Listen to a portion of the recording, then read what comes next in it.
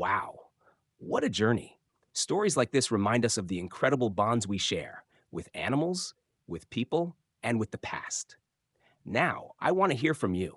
Where are you watching from? Drop your city or country in the comments below. I love seeing how far our community reaches. And hey, if you haven't already, hit that subscribe button and turn on notifications. Tomorrow, I've got a special story you won't want to miss. Trust me, it's one that will stay with you. See you in the next one.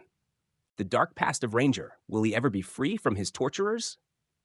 The auction house smelled like hay, sweat, and something stale, like rain-soaked cardboard left out too long. Overhead lights buzzed, casting a harsh glow over the worn concrete floor. Jake Callahan, a 38-year-old former Navy SEAL, stood near the back wall, arms crossed, his old leather jacket zipped halfway despite the heat. He hadn't planned to be here. Hell, he hadn't even set foot in town for weeks, but old habits die hard. When he saw the livestock auction flyer pinned to the post office bulletin board, he figured he might as well check it out. The ranch always needed supplies, fence posts, maybe a backup generator.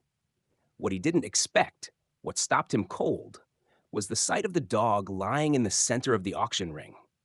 The German Shepherd, ribs poking through patchy, dull fur, lay motionless on the concrete. He barely flicked an ear at the sound of the auctioneer's gavel slamming against the podium. Scars traced a jagged map across his flank and up one hind leg, the kind of marks Jake had seen before. Not just on dogs, but on Marines who had spent too long in the wrong kind of hell. Lot 47, the auctioneer called, his voice echoing off the corrugated metal walls. Military dog, 5 years old, no papers, no training record. Current bid stands at nothing. Who'll start me off at $50? Laughter rippled through the small crowd. Ranchers, fence contractors, a few kids hoping for a cheap pony. That thing's half dead, someone snorted. $50 is too much. Jake's stomach twisted. He knew that look, the casual cruelty, the way people turned away like something was already lost. He had seen it in hospital beds, in mirrors, in the eyes of men too stubborn to quit, yet too tired to fight. The auctioneer cleared his throat. Come on now, folks, give the fella a chance. No one moved. No one cared. The scuffed heel of Jake's boot scraped the floor as he shifted his stance, just loud enough to break the silence. His voice was calm, low, but it cut through the noise like a rifle shot. I'll take him. Heads turned. The auctioneer squinted past the lights. 50. 20. Jake's tone was flat, leaving no room for negotiation. Chuckles spread through the crowd. Ain't worth 20 cents, a man scoffed. Jake didn't blink. 20, he repeated, locking eyes with the auctioneer. He wasn't asking twice. The gavel came down. Sold. $20 to the gentleman in the back. Jake stepped forward. He didn't look at the murmuring crowd. He didn't care. His focus was on the dog, and up close he saw the truth. Ranger was worse off than he'd thought. Jake Callahan drove back to his ranch outside Cody, Wyoming, with the dog in the truck bed, the soft hum of his old Ford engine the only sound between them. Ranger, as Jake had decided to call him, lay still inside the crate, his body tense, muscles coiled like he expected a blow with every bump in the road. Jake glanced at him through the rearview mirror, seeing the dog's ears flat, tail tucked, a silent warning to anyone who would get too close. The whole ride, Jake said nothing. He knew better than to rush trust, especially after what this dog had been through. When they reached the ranch, Jake pulled the truck into the long gravel driveway. The wide Montana sky stretched above them, painted with streaks of golden and violet as the sun dipped low. Jake killed the engine, letting the stillness settle in around them. He got out and opened the truck's back door, the cool evening air sweeping in. Ranger didn't move. Not even a twitch. Jake crouched down beside the crate, his voice quiet but steady. All right, buddy. This is home now. No cages, no chains. Just you, me, and 200 acres of quiet. He didn't try to pull the dog out. He knew better than that. Ranger had been through enough.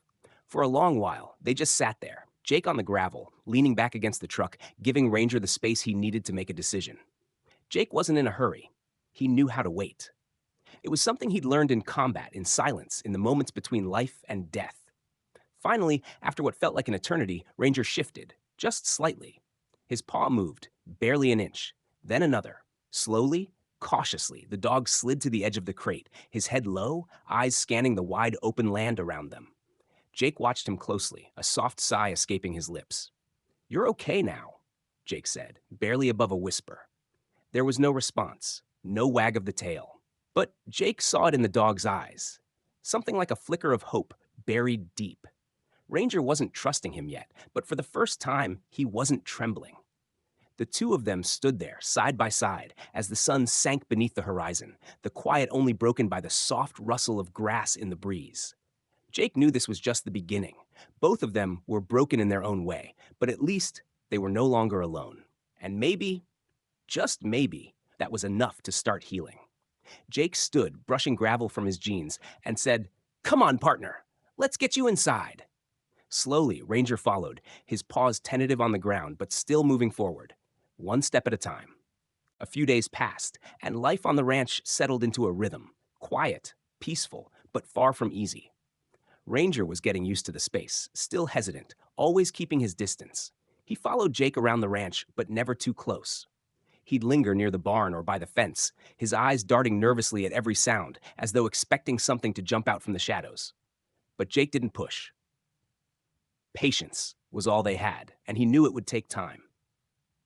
Then came the knock. It was a sound that had become all too familiar in Jake's life, the kind that sets your nerves on edge, the kind that means something is about to change. Ranger froze, his ears flat against his skull. Jake felt his gut tighten. He stood still for a moment, waiting. Ranger didn't move. He knew who was at the door before he even opened it. When Jake stepped onto the porch, he saw Deputy Lucas Grady, tall and broad-shouldered, standing there with a concerned look on his face. Behind him was a beat-up pickup truck with tinted windows. "You've got company, Jake," Lucas said, his voice grim. Jake didn't ask. He knew. Vincent Maddox, the man responsible for Ranger's scars, had come for him. Jake had expected this moment, but nothing could prepare him for what it felt like to see Maddox standing there, as cocky and unbothered as ever. Vincent didn't bother with pleasantries. He just grinned, a cold, calculating smile that made Jake's blood run cold. "I believe you have something that belongs to me, Callahan," Maddox said, his voice smooth but dripping with entitlement. Jake didn't flinch. He stepped in front of Ranger, who had already stiffened, a low growl rumbling in his throat. Jake could feel the dog's body tense beside him, but this time it was different. This time, Ranger wasn't just scared. He was angry. "You're trespassing," Jake said flatly, his eyes hard as steel. Maddox didn't back down. Instead, he chuckled, a dry, humorless sound. "I'm just here for my property," he said. "That dog is enhanced K9. We invested a lot of money into him."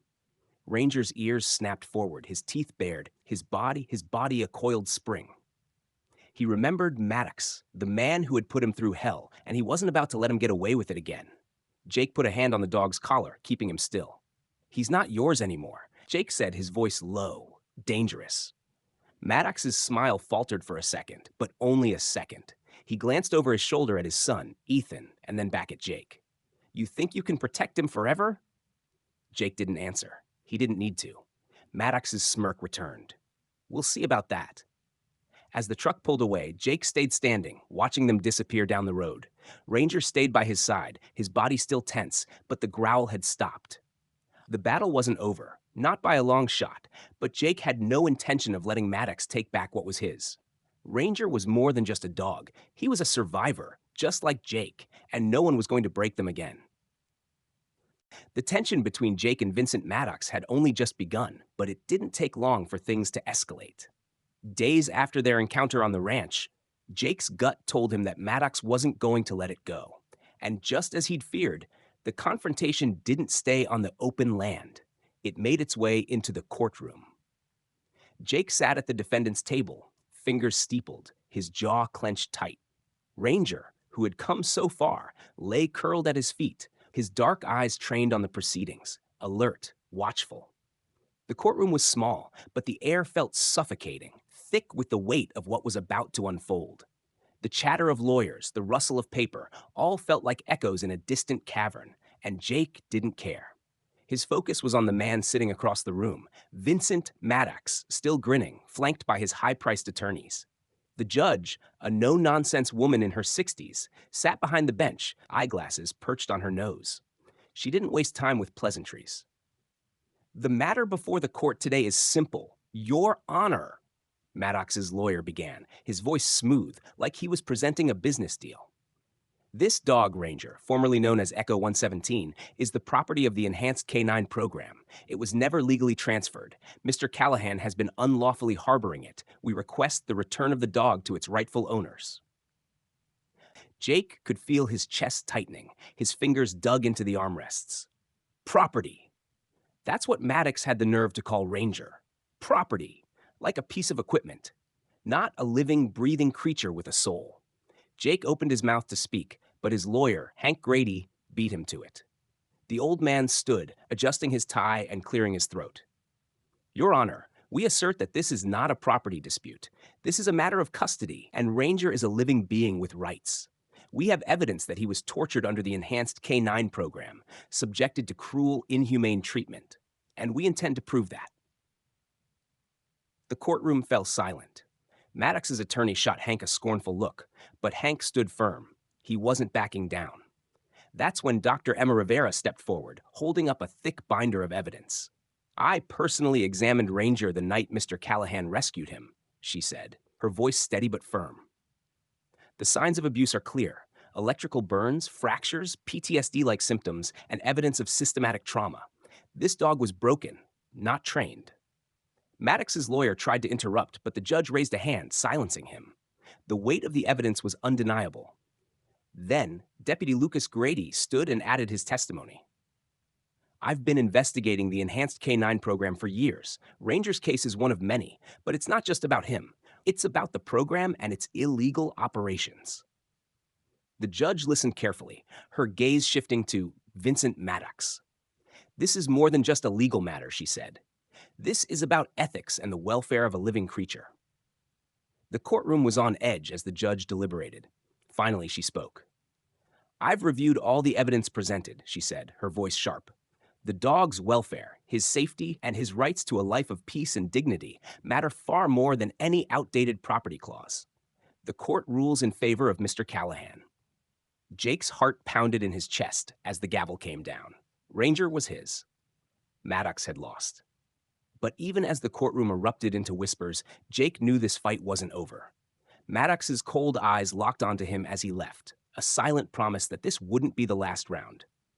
As Jake stood and made his way toward the exit with Ranger, he muttered under his breath, "It's over when I say it is." And he meant it. For Ranger and for himself.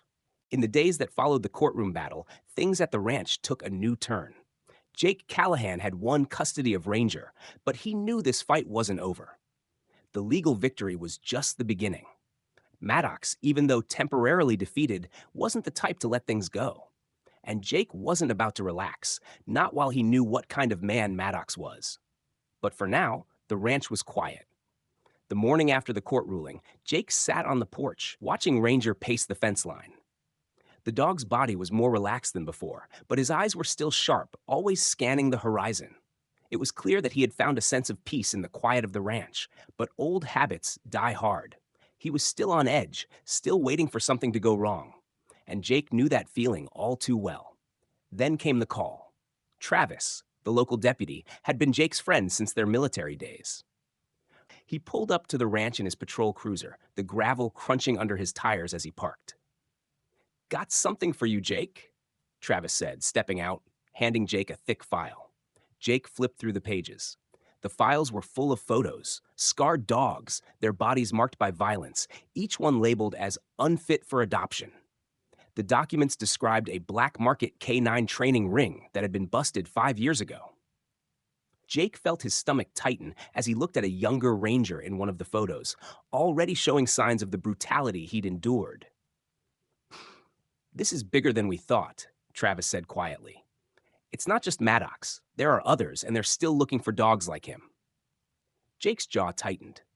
"They can try," he said, eyes cold, "but they'll have to go through me first." As the days wore on, a new mission began to form. The ranch, once a quiet escape for Jake, would become something more. With Travis and Dr. Emma Rivera's support, they started converting parts of the ranch into a sanctuary for dogs like Ranger. Military dogs, abandoned and broken, with nowhere else to go. By the time the first new dog arrived, Ranger was already walking the fence line like a guardian. The once scarred shepherd had become the alpha, showing the others how to trust again. Jake stood at the edge of the land, his eyes on the horizon, watching his once broken dog now lead a pack of survivors. One evening, as the sun dipped behind the mountains, Jake knelt beside Ranger, who was lying quietly at his side.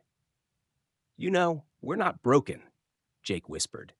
Ranger's tail gave a soft, slow thump against the ground, the faintest sign of agreement. They were far from perfect, but they had each other.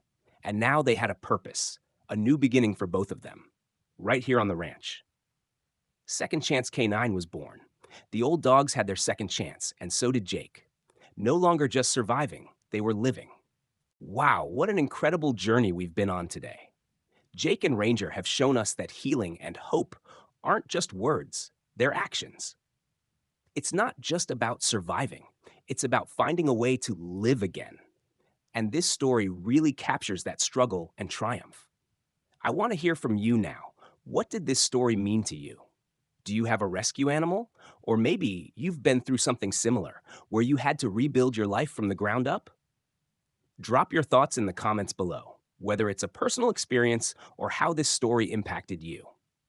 I love reading every comment and getting to connect with all of you. Your stories and feedback help create a community of people who understand the true meaning of second chances. Also, if you're new here or haven't subscribed yet, make sure to hit that subscribe button so you don't miss the next chapter of Jake and Ranger's journey. I've got something special coming tomorrow that I know you won't want to miss.